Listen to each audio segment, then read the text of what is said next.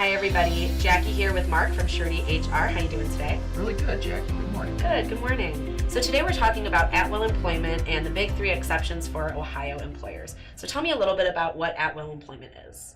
Okay. At-will employment, it's a common law rule, meaning an employer may terminate at any time for any reason, with or without cause or notice, for any reason by law or no reason at all.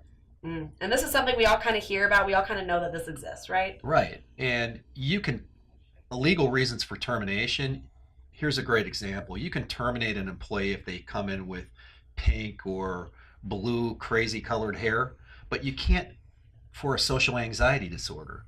And it becomes a slippery slope if there are no performance issues.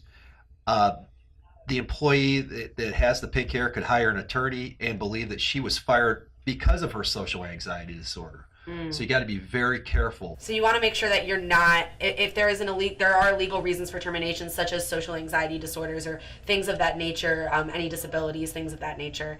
And, if you're hitting on one of those legal reasons, at-will employment no longer applies. Absolutely. So then tell me about public policy. You can't fire somebody if they're serving on a jury or if there's a police investigation or a public service that they're serving. Just don't do it. Yeah. And implied contracts. This one's interesting. Yeah.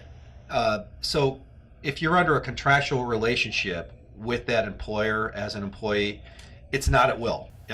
You don't need something in writing for a contract to exist. So throw that out the window if they're under a contract. That employee is under a contract.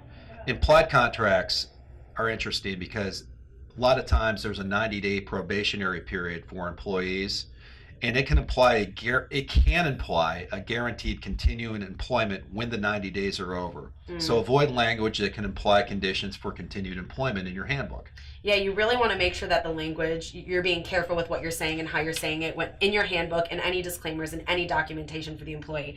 Because like you said, for an implied contract, if it's implied that employment is continued, you could be losing your at-will employment option. Absolutely. In my experience, too many employers rely on at-will employment to terminate an employee without peeling back the onion and really taking it on a case-by-case basis. Yeah, absolutely. So you guys can learn more about at-will employment and how Surety HR can help guide you just to make sure that you're on the right side of the line and you understand those gray areas.